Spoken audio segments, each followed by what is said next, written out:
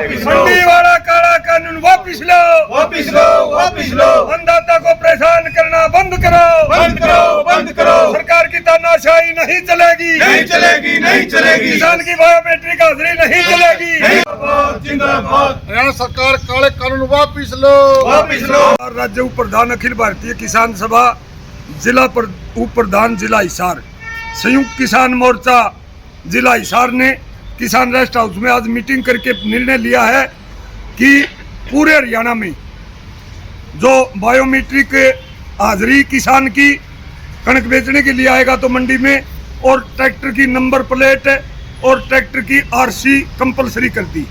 इससे किसान का अनाज नहीं बिक सकेगा। ये मोदी जी ने काला कानून लागू किया था, इसी तरह काला कानून है। इसके विरोध में संयुक्त किसान मोर्चा हरियाणा के बैनर तले तमाम संगठन मिलकर के हिसार जिला के लांदड़ी टोल के ऊपर 11 तारीख को 11 बजे हम इकट्ठे होंगे। 4 घंटे लगातार सिरसा हिसार हाईवे को जाम करेंगे, और जो काला कानून नायब सिंह सैनी सरकार किसानों को लेकर के आई है, बायोमेट्रिक किसान की हाजिरी, उसका अंगूठा स्क्रीन और ट्रैक्टर की आरसी और नंबर प्लेट कंपलसरी, इस कानून को हम तुड़वा करके घर जाएंगे। इसको बर्दाश्त नहीं करेंगे। बताए क्या दिक्कत आ रही किसानों को? देखिए दिक्कत क्या है जी, ये तो केवल दिक्कत नहीं है, ये मंडियों को ही समापन करने का इनका एक तरह का तरीका है। जिन 3 काले कानूनों के खिलाफ किसान 13 महीना लड़े, 750 किसानों की शहादत दी, उस मंडी को खत्म करने का और किसान का अपमान करने का इनका ये कार्य है, जिसको हम कभी भी बर्दाश्त नहीं करेंगे। 11 तारीख को पूरे हरियाणा में हर जिले में एक जगह पर चक्का जाम होगा।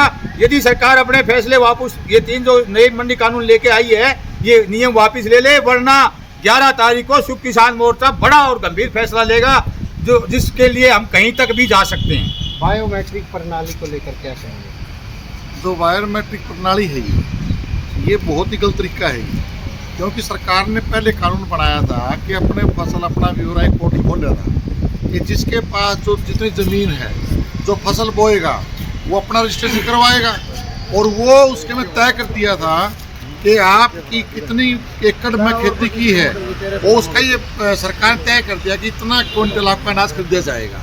उसके तहत मतलब वो काम सही चल रहा था। ये बायोमेट्रिक का कि अब अनाज मंडी में हमने प्रदर्शन किया, वहाँ पर देखा कि अभी तक तो बरसात होगी, सारा लान हमारा भिजा पड़ा है, क्यों भिजी पड़ी है, अब वो सूख जाएंगे।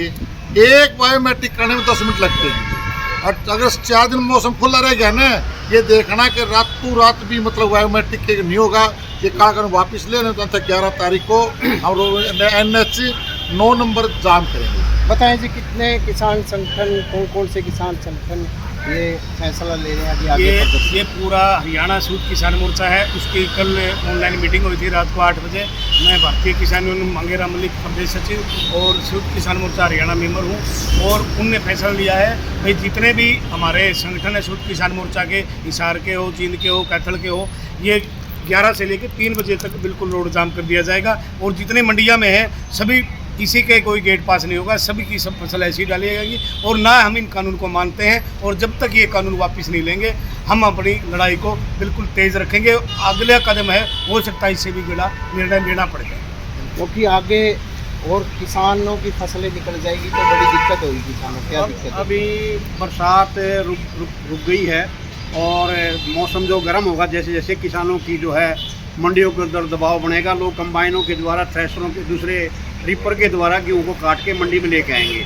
और आज साधन कम है किसानों के पास, और बरसात का मौसम है, इसलिए मंडियों में गेहूँ के लिए 15 से 20 मिनट लगते हैं बायोमेट्रिक कराने में, अंगूठा लगाने में, ट्रैक्टर की फ़ोटो खींचने में बहुत समय लगता है। तो सरकार को चाहिए कि किसान का गेहूँ सीधा गिरवाए, बाद में उसको बायोमेट्रिक कर ले, उसकी फ़ोटो खींच ले। तो ये सरकार से अपील है। भारतीय किसान संघर्ष समिति बलराज सिंह मलिक, धन्यवाद। जैसे सरकार के लोग ये कह रहे हैं कि कई स्थानों पर कर्मचारियों की नियुक्ति हो, किसी तरह की कोई दिक्कत नहीं आने दी जाएगी कर्मचारियों को, क्या कहना है? नहीं, दिक्कत तो ये है ही, पहले भी हमने कई बार चर्चा की थी। हर बार ये आवाज़ उठाते हैं कि नए पटवारी भर्ती किए जाएं, लेकिन कोई नया कर्मचारी भर्ती करने के बजाय हर बार ये नया कोई चुगल की फरमान सुना देते हैं। ये किसान सभा किसी सूरत में बर्दाश्त नहीं करेगी, और सरकार को ये अपनी जो रिपोर्ट जो सरकार लेना चाहती है वो पटवारियों के माध्यम से वो ले सकते हैं भ्रष्टाचार रोकने के लिए। जो धान घोटाला इन्होंने किया था वो सरकार की सह के आधार पर किया था, जिस तरह डुप्लीकेट बिल, गेट पास देने और कागजों में सिर्फ धान की खरीद थी, वास्तव में मंडी में धान आया ही नहीं, 2 नंबर में उन्होंने बेच दिया। एक शॉर्ट्स बना ले, खड़े हो जाओ।